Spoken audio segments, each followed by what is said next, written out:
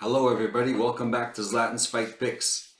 Today we're going to be going over the fights for this weekend, March 18th. UFC 286, Edwards versus Usman. This is the second video I'm doing today. I did the recap video just earlier.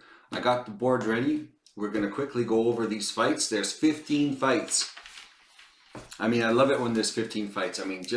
Just the parlay options alone make it so enticing. I really like it. But it is hard, some hard picks, some hard fights, but we're going to do our best. I'm going out on a limb on a few of these ones, where I'm just kind of going with my gut. We'll see how that works out. It didn't work out good last week. But we'll see. I'm gonna break it down and let's get started. We'll go with the early prelims. Jennifer Maia, 5'4". Jennifer Maia versus Casey O'Neill. Jennifer Maia, 5'4", 64-inch reach, 20 wins, 9 losses, 1 draw, 34 years old. Casey O'Neill, 5'6", 67-inch reach, 9 wins, 0 losses, 25 years old.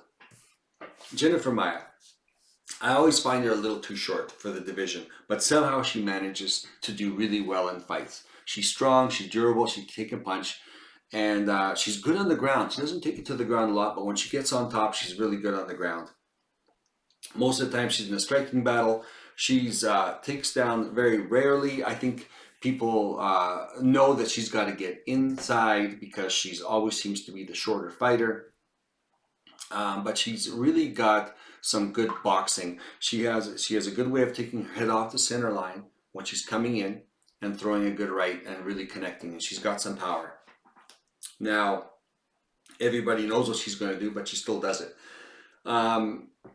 Casey O'Neill, up-and-coming fighter, 25 years old.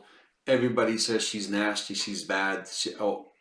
You know what? And she is. But for some reason, she's good on the ground. She takes down people. Ground and pound is her thing. But I've seen her do some good jabs and, fight from distance. She seems to be a high volume rather than power. Everyone's Jennifer Maia is the underdog. People love Casey O'Neill. I'm picking Jennifer Maia. This is a huge step up in competition for Casey O'Neill. Jennifer Maia's not past her prime, even though she's 9 years older. I think she has a way of getting off the center line. She's got more power. We'll see how the grappling exchanges go. If Jennifer Maia ends up on top, she's going to be dominant. If Casey O'Neill ends up on top, she's going to be dominant. So it's going to be a close fight. I got a low confidence picks on Jennifer Maia, 51%. But I think she's going to pull off the upset here. Moving on, next fight. Juliana Miller versus Veronica Hardy. Before we get into it, there's going to be a theme in this. This is in London, of course. There's going to be people from England or Europe who are going to be fighting everybody else. So, I think the matchmakers want people from the local community to win. So, I think they're when they're matchmaking, they're kind of siding with the fact that the guys from the local community will win. That doesn't mean they're always going to win. It's still going to be competitive fights. But I have a feeling that's going to be in the bias, right? Not to mention the fact that the home crowd is going to be a lot of people cheering for these guys, and they're probably going to go step up their game. That's the general overview of this. But we'll break it down further from there. But yeah, so that's something to take into consider, that there's probably bias in the matchmaking and the judging and the influence from the crowd and the locals for the fighter to do better. Taking all that into consideration. Juliana Miller versus Veronica Hardy. Veronica Hardy's from Venezuela, I think, and she's married to an English person, so I think she's English now. So, Juliana Miller, 5'7", 67-inch reach, 4 wins, 1 loss, 26 years old. Veronica Hardy, 5'4", 64-inch reach, 6 wins, 4 losses, 1 draw, 27 years old. Juliana Miller, obviously the bigger fighter. Again, I like the range. She's got a 5.5-inch reach advantage. Sorry, she's got 3-inch reach advantage, 3-inch height advantage. So as far as fighting from the outside, Juliana Miller.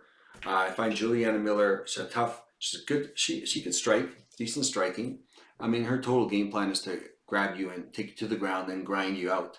And this girl's got an unbelievable gas tank. So she can start and keep going and has fantastic transitions. I bet against her one time during the Ultimate Fighter championship for who's going to win the house when they were in the house. And man, she's just a grinder. This girl, I think she can outgrind anyone. I think Veronica Hardy, she's good on the ground. She's okay strikes, very flexible. I just don't know. Once they get to the ground, I just can't see her submitting Juliana, and I could see Juliana just wearing her down and imposing her will. So I got a high degree of confidence. Juliana Miller is going to beat Veronica Hardy. Veronica Hardy hasn't fought in a while. I think she's just kind of working out her contract with the UFC. Yeah, high confidence pick for Juliana Miller. Next fight, Jai Herbert versus Ludovic Klein. Jai Herbert, 6'1", 77-inch reach, 12 wins, 4 losses, 34 years old. Ludovic Klein, 5'7", 72.5-inch reach, 19 wins, 4 losses, 28 years old. There is a 6'8" age difference. I don't think it's going to play into effect. Jai Herbert, 6 inches taller, 5.5-inch reach, 4.5-inch reach advantage. I think that's going to play into this. Jai Herbert fights from the outside, uses his tall, lanky frame very well. He's got some power. He's pretty accurate. He's from England, even though he's the underdog in this one. Ludovic Klein, again, but he's from Europe. So I guess, this is going to be a kind of a 50-50, where, European, England kind of thing. If it's totally European against someone else, it would be different, I think. But Jai Herbert's never had a really easy matchup. He did get knocked out by Tepera, who is a real contender. And ever since then, everyone's like, well, he doesn't look the same. He came back in the last fight. He looked okay. He's a lot of clinching, a lot of grabbing. He was knocked out cold. But before that, he almost knocked Tepera out. So he is the underdog. I bet against Klein. He fought another English guy last time, and I think it was in England, and he ended up beating him. And I totally got me off guard. Ludwig Klein looked fantastic, but height difference, they were roughly about the same height. Ludwig Klein could get inside the pocket and start throwing. I think Ludwig Klein's going to have a hard time getting in on Jai Herbert. I don't think Jai Herbert's chin is chinny. I think he got knocked out. I think he had one fight coming back. He won it against not great competition, but I think he looked pretty good. I think Ludwig Klein's going to have a hard time coming in on him. Jai Herbert, I think, wins this by decision. Even though he's the underdog, I'm going with Jai Herbert. Fair degree of confidence on this one. Next fight, Jake Hadley versus Malcolm Gordon. Jake Hadley, 5'7", 70-inch reach, 9 wins, 1 loss, 26 years old. Malcolm Gordon, 5'7", 71-inch reach, 14 wins, 6 losses, 32 years old. The no difference in age, nothing huge. Same height, almost the same reach. Jake Hadley, local guy. Malcolm Gordon from Canada. So again, Malcolm Gordon, questionable chin sometimes. He's good on the ground. He doesn't have good takedowns, but he's got great jiu-jitsu. He's an okay fighter, but he gives it his all. When he goes in all the way. This guy is you're not going to get a second-rate performance out of this guy, and he doesn't care if he gets knocked out. He's going to go for it. Jake Hadley, I think Jake Hadley's better. Maybe not in jiu-jitsu, but everywhere else, Jake Hadley's better. I think Jake Hadley is the up-and-coming fighter. He's much more dynamic, much more explosive. I think he's going to win this. High degree of confidence, Jake Hadley. Next fight, Christian Duncan versus Duško Todorovic. Christian Duncan, 6'2", no reach. This is how new this guy is. They didn't even have a reach for him. 7 wins, 0 losses, 27 years old. Duško Todorovic, 6'1", 74-inch reach, 12 wins, 3 losses, 28 years old. Same age. I think Duško's got a lot more mileage on him. They're about the same height. I mean, again, let's see for the weigh-ins. This Christian Duncan's coming in from a lesser league. How many times have I seen 6'2" guys coming in at 6 feet tall? So we'll see at the weigh-ins. Christian Duncan is high. Well, yeah, he's minus 200, so he's a pretty big favorite. I like Christian Duncan. He seems explosive. He seems like he's got it together. He's got a good gas tank. He's got good takedown defense.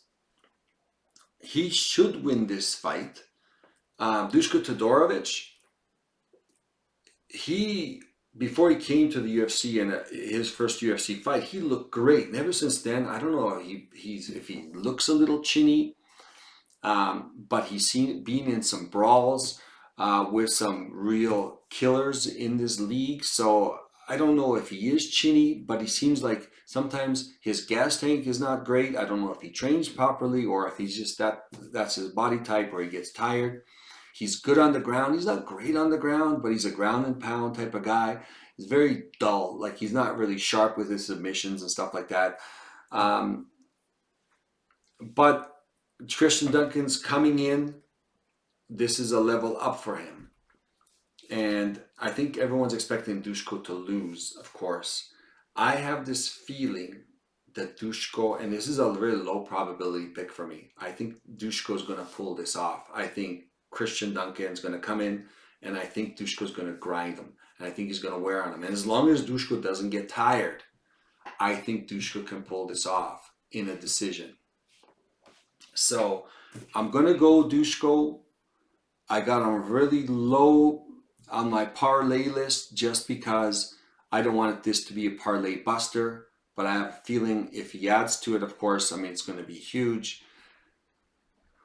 Christian Duncan's good. I really like him, but I just think that this level up, he's never fought anybody as big as Duško. And well, he has fought somebody as tall as Duško, maybe a couple inches taller, but not somebody as big body-wise and probably powerful as Duško. And this is where we're going to see the next level up on these guys, is can he handle that? So Duško might be the guy they picked for him because they should beat him. I mean, I'm hoping Duško gets his cardio in order. I think if he does, he could pull this off. And I'm just feeling it. So we'll see what happens. I was feeling it last time, and the feeling wasn't good for 7 fights. Early prelims. He's in the early prelims. Okay. Makayev versus Jafel Filo. I thought Muhammad Makayev would be up higher. Muhammad Makayev, 5'7", 70-inch reach, 9 wins, 0 losses, 22 years old. Jafel Filo, 5'7", 68.5-inch reach, 14 wins, 2 losses, 29 years old. Age difference, yes, not huge, not important. Inch and a half reach advantage, not going to matter. Muhammad Makayev is going to be wrestling, high degree wrestler, good on the ground, good jiu-jitsu, really good takedowns. You know, that's what he does. He continually takes you down. But if you notice, like a lot of the guys who have good takedown defense continually get up. So his jiu-jitsu might not be the best. I think he was really hyped with good jiu-jitsu, and he does have it, but UFC level, he's having a hard time submitting these guys, and ground and pound seems to be the way to go. Jafel Filo, good striking, takes chances, fast, powerful. He's got good jiu-jitsu too. Makayev is a huge favorite.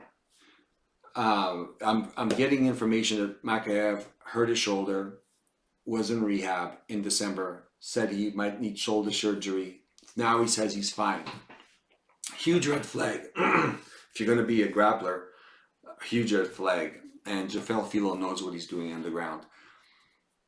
I would not bet this fight, even though I've got him at a high degree probability. You could put Makayev in your parlay at minus 800. Might not be worth it. With all the questions, it might not be worth it. On one part of the parlay, I've got Makayev and Filo, where I would encourage you just not to put them in the parlay, but I would pick one parlay with Filo in it, just because he is such a big underdog. And if something is going wrong with Makayev's shoulders and this guy exposes it on the ground and he wins, the multiple effect on your parlay will be massive. So high degree of probability, Mohammed Makayev should win. Won't bet this fight. We'll put Filo in a parlay as a bonus parlay added on to other high probability fights just because of the multiple effect it'll reach. Not a lot of parlays will have Filo in it, maybe one or two, depending on how you want to structure it, right? Again, bet what you can afford to lose, take what you're going to see on the board, what you feel comfortable with, use that information, make your parlay picks. I'm only giving suggestions and what I would do. But then again, the final decision is going to be yours. That's what I would do, just because of that question mark with Makayev. Let's go to the prelims. First, Chris Duncan versus Omar Morales, 5'10". Chris Duncan, 5'10", 71.5-inch reach, 9 wins, 1 loss, 29 years old. Omar Morales, 5'11", 73-inch reach, 11 wins, 3 losses, 37 years old. Okay, the glaring difference is this guy's 8 years older. It might play into it. It might not play into it. He's definitely at the tail end of his career. Does that make it that he's really bad? No, I have seen him slow down a little bit, but he's also stepped up in competition. So he's fought against some really good guys that he's lost to. He's a big guy. Chris Duncan, is going to be 1 inch shorter, 1.5 inches less reach. Chris Duncan's a brawler. Goes in there, punching, big bombs, can take a shot, can take a beating. I mean, the guy's taken some shots and come back and knock the other guy out. So everybody's, likes the way this guy fights. I like the way he fights. Omar Morales, generally the bigger guy in there whenever he's fighting. He's going to be the bigger guy now. Everyone's questioned his chin. I don't think he's got as good a chin as Chris Duncan, but I think he's got a lot of experience. I think he's going to be the more well-rounded fighter. I think there's more ways for him to win. I've got Omar. This is a pick'em fight. Basically, both of them would almost be considered underdogs because it's minus 110 on both sides. I'm picking Omar Morales. Decent degree of confidence. I think the experience is going to come and pay off for Morales. I think Morales is going to win this. Chris Duncan is going to have to it's only one way. Throw bombs, catch this guy. I mean, it could happen, right? But we shall see. Next fight, Gabriel Santos versus Lerone Murphy. Gabriel Santos, 5'9", no reach, new guy to the UFC. Was fighting at LFC down in Brazil. 10 wins, 0 losses, 26 years old. Lerone Murphy, 5'9", 73.5-inch reach, 11 wins, 0 losses, 31 years old. Age is about the same. Height's about the same. Lerone Murphy, I really like Lerone Murphy. I really think he's a great striker. Tall, lanky, accurate, fast. I really like this guy. Gabriel Santos. I really like this guy. He might not have the reach just because of how lanky Lerone Murphy is. Gabriel Santos, tough, durable. Lerone Murphy is pretty durable. Lerone Murphy has one gap. It's on the ground. He's got decent takedown defense, but not fantastic takedown defense. Once he gets on the ground, he has a hard time getting up. Gabriel Santos, durable, decent striker. Probably not as good a striker as Lerone Murphy, but a good striker nevertheless. Santos, good on the ground though. If Gabriel Santos can take Lerone Murphy to the ground, Lerone Murphy will struggle. He might not get submitted, but he's going to struggle because Gabriel Santos is pretty tricky on the ground. He fought Elvis Brenners and 1 striking and grappling Elvis Brenners. Now, Elvis Brenners is the guy who came in on short notice, just like he's coming in, and beat Turkulov, which was a high probability pick for us, and he won a split decision against him. Gabriel Santos beat Elvis Brenner. Turkulov, Zubara beat Liron Murphy in his first debut in the UFC, coincidentally, but it was a short notice fight for Liron Murphy, and it was a close fight. So Liron Murphy did really good. Zubara kept taking him down. He kept getting up. He kept getting taken down. So, anyways, it's a fun dynamic in that respect. I'm gonna go on a limb and take Gabriel Santos. Now, I would be more confident in Gabriel Santos if this wasn't a short notice fight, because it's a short notice fight for him. And I'm hoping he's in shape. Now, if he stays in shape, and if he is in shape, he's got a good chance to upset Liron Murphy. Again, short notice fight. Not super high confident in it. I'm going to go with it just because of the dynamics of who's fought who. And I think Gabriel Santos is a live dog in this one. Even though I really like Liron Murphy, he is the local favorite. He's from England. So I don't know who they were going to have him fight, but bringing Gabriel Santos on short notice, he will have an advantage. But they actually brought in a pretty dangerous guy, even though he's new. So he's coming in new. He should win, but they picked a guy who might be stylistically a problem for him, but short notice. So I'm leaning towards Gabriel Santos. Next fight, Sam Patterson versus Yanal Ashmaz. Sam Patterson, 6'3", 78 reach, 10 wins, 1 loss, 1 draw, 26 years old. Yanal Ashmaz, 5'10", no reach, brand new to the UFC. Patterson brand new as well, but he fought in the Dana White Contender Series. This Ashmaz, 6 wins, 0 losses, 20 years old. Sam Patterson, there's not a lot to him. He doesn't have a lot of power. It's all on his range. He's trying to keep you at the end of his punches. He's super tall for the division.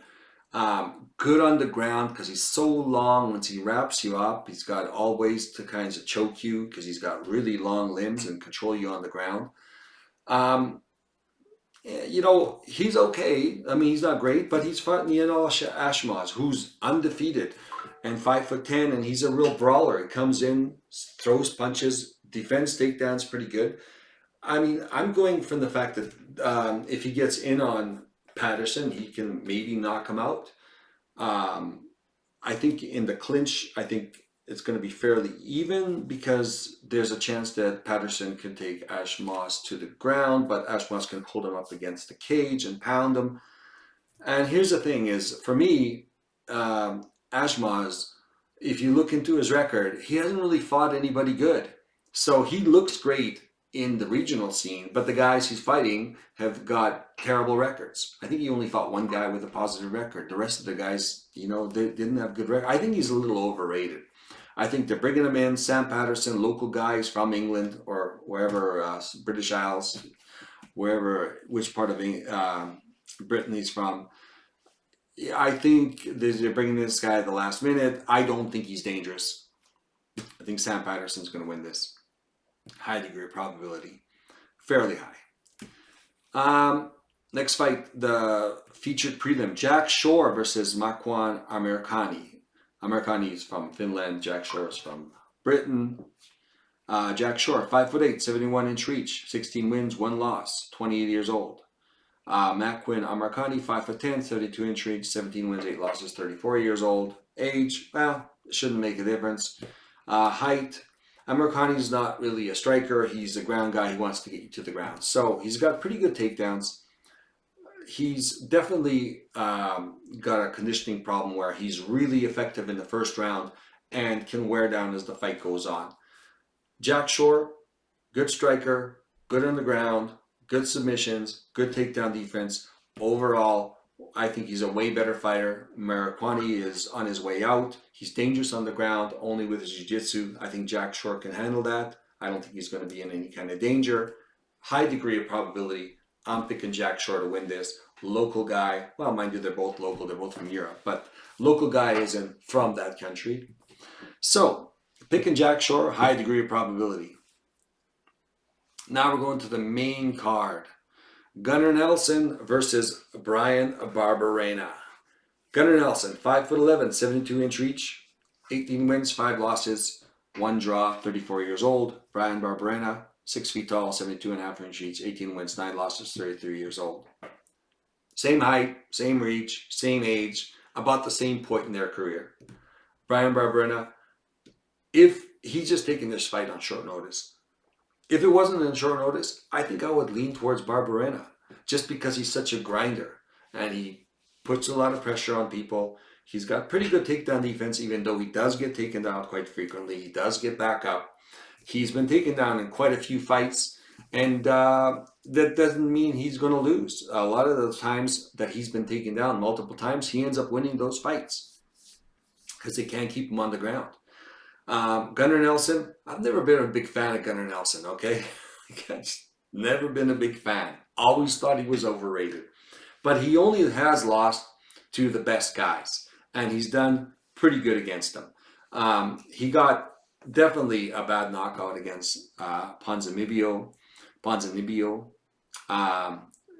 But overall, he hasn't been around. I think he fought last year, and before that, he took a couple of years off. I think he was dealing with some injuries. But he's got a good karate style, fights from range. He's not going to get in these big brawls with Barberena. He tends to go in and out. Barberena doesn't have this one knockout power. Gunnar Nelson's good on the ground. I don't know if he's going to be able to hold Brian Barberena down. No one else has really been able to hold him. I think Selecki did a good job with that. Gunnar Nelson might be able to hold him down, and he has been preparing for a fight. He's ready for the fight. I'm going to go with Gunnar Nelson on this one. I would love to pick Barberena just because I like Barberena. I'm not a big fan of Gunnar Nelson. But on a short notice fight like this, I got to go with Gunnar. Gunnar is pretty talented. Good from range. Great on the ground. So the pick is going to be Gunnar Nelson. Next fight, Marvin Vettori versus Roman Dolidze. Marvin Vettori, 6 foot tall, 74-inch reach, 18 wins, 6 losses, 29 years old. Roman Dolidze, 6'2", 76-inch reach, 12 wins, 1 loss, 34 years old. Age not going to be a factor. Roman Dolidze does have a little bit of range on him. He's taller. That could help him in the striking affair. I think Marvin Vettori is going to be the better striker. He could definitely take a shot. This is going to be a closer fight than everybody thinks. But a lot of people are picking Roman because he's good on the ground. I don't think Roman can get Vettori on the ground. I think that Vettori's got a great takedown defense, and apart from him being arrogant enough to go on the ground with Roman Dolidze, I don't think Roman Dolidze will be able to take him on the ground. Best Roman can do is try to put him up against the fence and control him on the fence and just grind him. I don't know if that's going to happen with Marvin Vettori. He's a pretty powerful guy himself. He does the same thing. I guess we'll see who can impose whose will on each other. Roman Dolidze has a really good finish against, what's that guy from Sweden? Jack Hermansson. In a 1 in a million type of scramble, he got, his on top with his Jack Hermansson's calf and a calf slicer, and there was no way for him to leave, and he just pounded him until the ref stopped it. You do that 1,000 times, and you might not get that same kind of roll. So, I don't know. I think Roman Dolidze's not as fast as Marvin. I think Marvin's been in there with the best guys. He's done okay. He's not getting knocked out. He's not getting taken to the ground. I'm leaning heavily towards Marvin Vettori. I like Roman Dolidze. A lot of times I pick him and he ends up winning and he's an underdog. I don't think it's going to be the case here. Marvin Vettori, cement head, should be able to take his punches, should be able to dish him back. I don't think Roman Dolidze is going to impose his will on him. Marvin Vettori tends to be that guy. It'll be a really good fight against two strong guys, but I'm picking Vettori on this one. High degree of confidence. Next fight, Joanne Wood versus Luana Carolina. Joanne Wood, 5'6", 65.5-inch reach, 15 wins, 8 losses, 37 years old. Luana Carolina, 5'6", 69-inch reach, 8 wins, 3 losses, 29 years old. The glaring difference, 8 years apart. Joanne Wood's at the tail end of her career. She's overall the better fighter. Again, it's the end of her career. I always worry about that. But Joanne, I mean, they got her. She's on the card. I think she's from Scotland. So, you know, they picked Luana Carolina, who's a fairly dangerous fighter. I don't know. Everybody's always saying she's great at this. She's great. I don't know. She's good, but she's just not powerful. You know, she tends to start slow and get stronger as the fight goes on. I can't see her beating Joanne Wood. Joanne Wood's good on the ground, good striking, good takedown defense. I don't think Carolina's going to try to take her down. I think Joanne Wood would try to take her down, and she might take her down. And I think the striking's pretty good. Carolina's, you know, at least as good a striker, but I think Joanne Wood is better on the ground. Luana Carolina's not a bad striker. They're both kind of got that Muay Thai style. I think Luana Carolina might have advantage on the striking. I think Joanne Wood's going to clinch her and put her to the ground. I'm leaning Joanne Wood, even though she is getting a little older. She's a local girl. Luana Carolina just came off a bad knockout from another local girl, Meatball Molly McCann. She got KO'd really bad. So I'm going to go with, with Joanne Wood. The co-main event of the evening. Justin Gaethje, Rafael Fiziev. Justin Gaethje, 5'11", 70-inch reach, 23 wins, 4 losses, 34 years old. Rafael Fiziev, 5'11", 71-inch reach, 12 wins, 1 loss, 30 years old. Age difference, not a factor. The height difference, slight edge towards Gaethje, not the reach. I mean, and this is going to play into Gaethje's favor because he likes the low leg kicks. When I first saw this fight, I picked Gaethje. The guy always tends to he always implements his game plan on everyone. And everyone is surprised at how effective he is. Low leg kicks, cripples you, head like a brick, can take a punch, and Jen gets in the pocket and basically tries to outland you with his punch. He'll take your punch, he's going to punch you back harder and wear you down until you can't handle it. Come forward, doesn't stop coming forward, comes forward, throws punches, low leg kick. Can't get reached to you, low leg kick. Fiziev's got to watch out for that. Fiziev doesn't check leg kicks very well.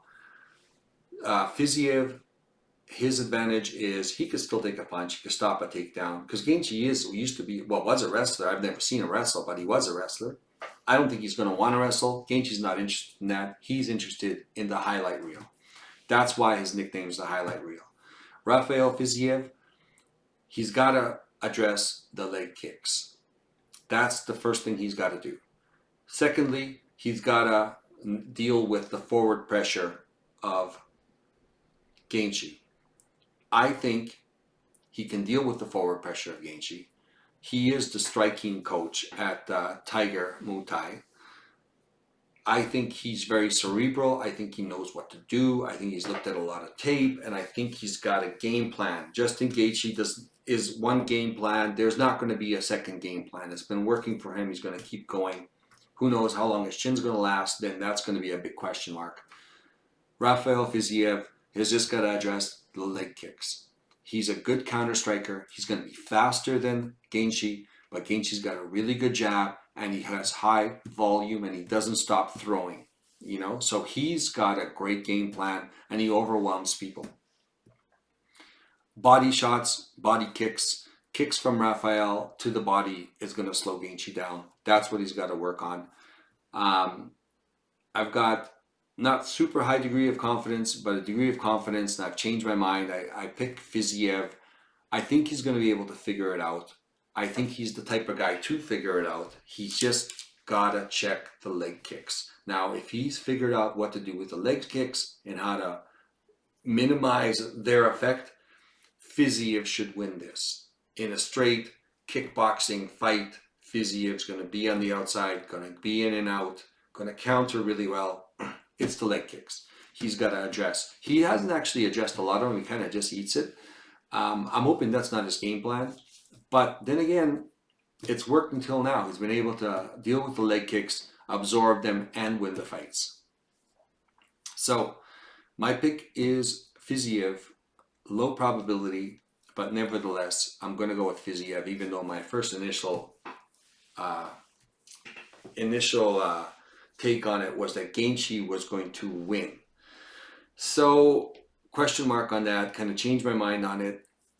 Who knows? Maybe I'll change my mind again. What I was saying is wait for the weigh-ins. The weigh-ins tells you a lot. That's why I'm hoping that I think that I should do a third video. I should do a recap. I should do a prediction, and I should do a quick video for the weigh-ins, because that tells you a lot. Anyways, on to the main event. Leon Edwards versus Kamaru Usman. Leon Edwards, 6'2", 74-inch reach, 20 wins, 3 losses, 31 years old. Kamaru Usman, 6 foot tall, 76-inch reach, 20 wins, 2 losses, 35 years old. They still should be in their prime.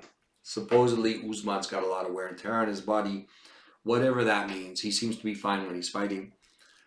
2-inch height advantage for Edwards, 2-inch reach advantage for Usman. Usman's got long arms. Edwards got long legs, right? So good for kicking. Obviously, that's how he won the last time. Kamaru Usman, I mean, he's good everywhere. He's powerful. He could take a shot. He's a great wrestler. Good control on the ground.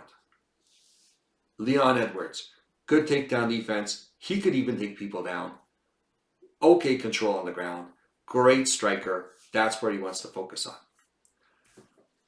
I went back and forth on this. My initial thought was Kamaru Usman, just as the slightest of favorites. Why? I watched the last fight. Leon Edwards did fantastic in the first round. After I watched the first round, I thought, this is done. This is done. Edwards is going to win this fight. There's nothing Kamaru Usman can do to beat Edwards after the first fight. Edwards outstruck him. Edwards took him to the ground. Edwards was on top. What was Usman supposed to do? He got outstruck. He got out-wrestled.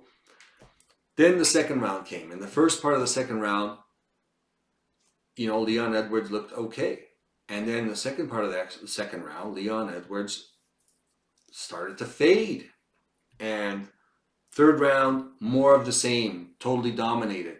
Didn't get put out, didn't get ground and pounded. There was not a lot of significant strikes, but he was outstruck, taken to the ground, controlled. He kept having to get back up, which didn't happen in the first round.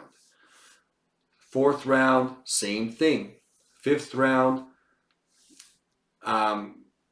Usman was tired as well. And Leon Edwards, he just looked beat up and worn out. But he got that great shot, which just goes to show he's dangerous, right to the very end. Now, when I picked Usman instantly, I'm there like, well, I had thought that Usman had broken Leon Edwards. Leon Edwards looked like, even he was on the stool, he looked like he had given up. And I love his coach. He was there like, Rocky, don't let him bully you, Rocky. Don't let him bully you. Don't let him back you up. Don't let him bully you. You gotta throw your hands, Rocky. You gotta throw your hands. He was giving him great advice, and Rocky couldn't even look at him, like he was so dejected. And it looked like the pressure of Usman was just getting to Leon Edwards. The forward pressure, the forward pressure, the forward pressure. And I think that had something to do with it. But later on, I was reading that Leon Edwards said that after the first round, he was so tired, he was done. He couldn't really do very much. And that kind of showed how he did in the first round, in the first half of the second round. And then he just stopped. Now, I was thinking he stopped because of the pressure and the performance of Usman. Leon Edwards saying he stopped because he was just tired. They were fighting at altitude. Usman trains at altitude. And he was just gassed. So which one is it? If it's the pressure of Usman that got to Edwards, and Edwards was lucky enough to get the head kick knockout just before the end of the fight, then Usman should win this because it's going to be the same fight. If it's the altitude issue that Leon Edwards says, and the first 1.5 rounds is who or what Leon Edwards can do to Usman, then Leon Edwards is going to win this fight. Altitude's not going to be an issue with this. So they're fighting in London, sea level. Now, which one is it? Which one is it? I don't know. Picked Usman right off the bat because I thought it was the first one. After reading up on it, I'm there like, well, if that's the case, and if he's not making excuses, then Leon Edwards is going to have a full gas tank more than 1.5 rounds. He just needs a full gas tank for 3 rounds. He could win this. How is this knockout affecting Usman? Usman got KO'd bad. Nobody comes off a KO like that and is the same guy, is the same fighter. His chin's the same. It always affects you. Now, what degree is that effect going to happen? And is it going to deteriorate over the next few fights or instantly at this fight? We were going over Jai Herbert, who got KO'd really bad. He had one fight, he was really tender with it. He was clinching and holding just to get through that fight. And that's a big question mark for him as well. So that's where we're at. I've got this fight as a 50-50, which means I'm going to pick one card with Leon Edwards. I'm going to pick one card with Usman because I don't know what's the real deal is here. If Leon Edwards is telling the truth that it was altitude, if that's the case, he's already showed in the first round and a half that he's going to beat Usman. If it's not altitude, if it's the pressure from Usman that we're on him, Kamaru Usman has showed that, from the second round to the fourth round, he was taking over the fight. The fifth round was 50-50. So that's going to be the big decision. So I got it as a 50-50. We'll go over the board, how I'm going to set this up, and we'll take it from there.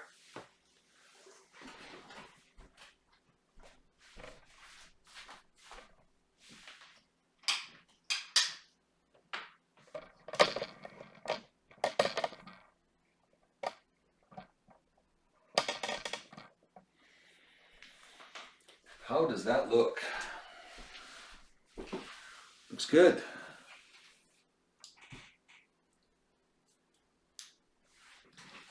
All right.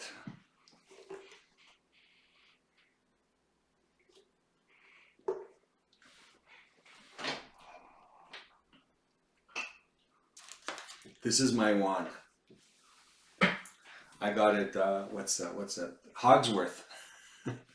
It's the master wand. Let's see if we can conjure up a win here. This card's gonna win, and we're gonna win huge. 70%, high degree of probability. Shore and Miller is gonna be a staple of our of our parlay. 65% Makayev, Filo. You can add Makayev if you want. My suggestion is don't add Makayev. Well, you could add Makayev, but I think he might be a parlay buster. But what I think you should do is if you do a parlay, whether it's the first, whatever, 3 or 4 or 5, however long, pick one parlay where you actually inject Filo in it. Pick 2 parlays, however you want to do it. It's your money, I guess. It depends. If it's small bets, I mean, if you can afford it, play what you can afford to lose, right?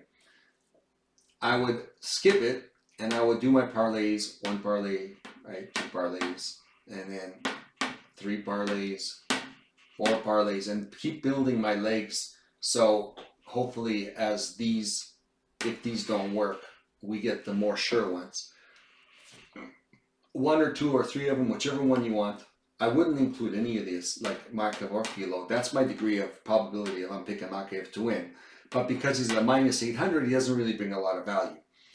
But I would not include him in the parlays, but I would pick 1 parlay, maybe not all the parlays, because definitely I think Makayev should win this fight. But I would pick 1 parlay, whether it's, 3 legs, 4 legs, 5 legs, 6, 6, 7, right? Maybe even right to the end. I don't know. You inject Filo in that parlay and it'll multiply that thing by 7 or 8. So it'll be huge. So that's what I would do. But 65% Makayev should win.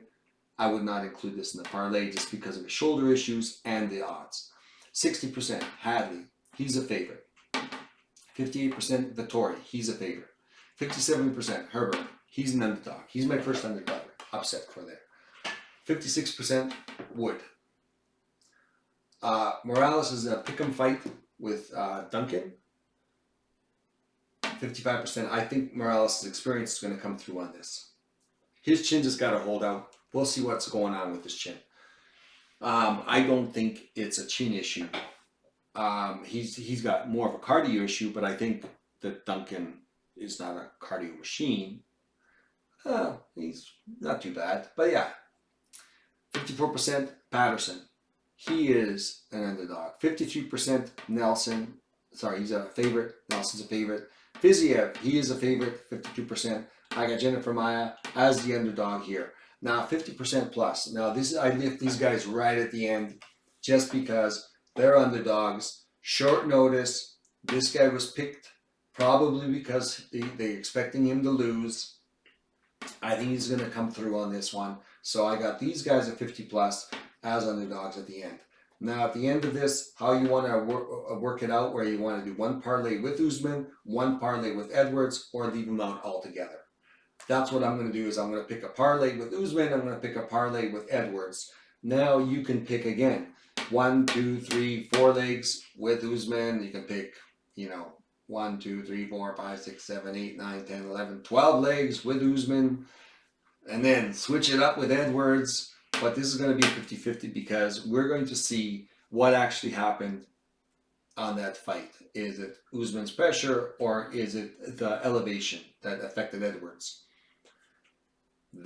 Those are the picks now. Again, pick whatever you feel comfortable with, how far down the line you think you want to go, how many legs. The further down you go, the less probable it is, the more things can go wrong.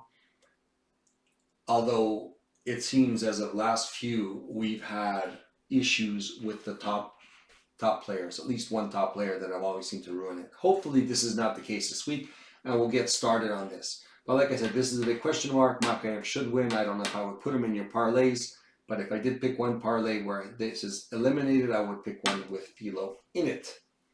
So that is it. This was a quick one today. Sorry guys, I had to get in everything with the recap and the predictions for this week all in one day. So this is how we're going to do it.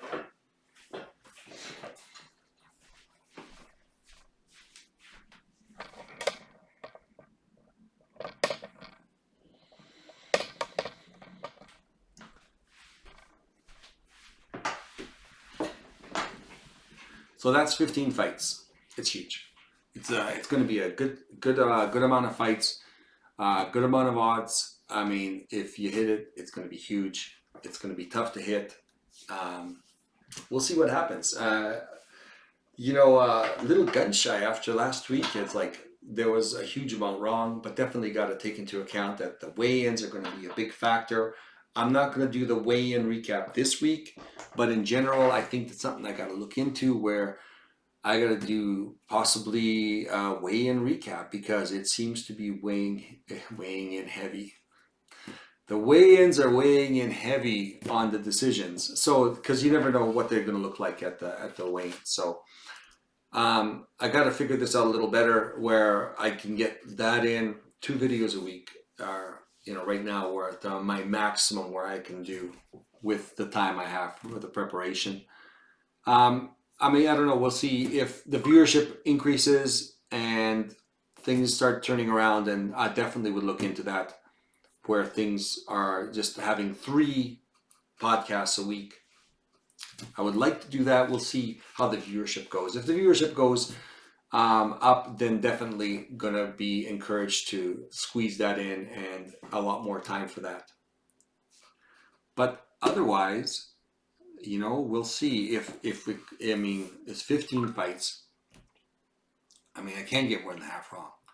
Because if I do get more than half wrong this time, I'm gonna go to the zoo, to the primate section, find the smartest looking chimpanzee, and go there with my picks. And I'm just gonna give him 2 cards, have him point at one of the cards, and that's gonna be my next move for my picks for the following fights. If this thing doesn't go, if this thing goes wrong, I'm gonna let him pick 50-50. Monkey, pick which one, right? He can't get worse. All right, just joking. Thank you very much for joining me again. We will see you on the recap. I'll try to put out that recap as soon as I can. I'm going to try to put it out on Tuesday if I can. And we shall see how we do. Good luck, everybody.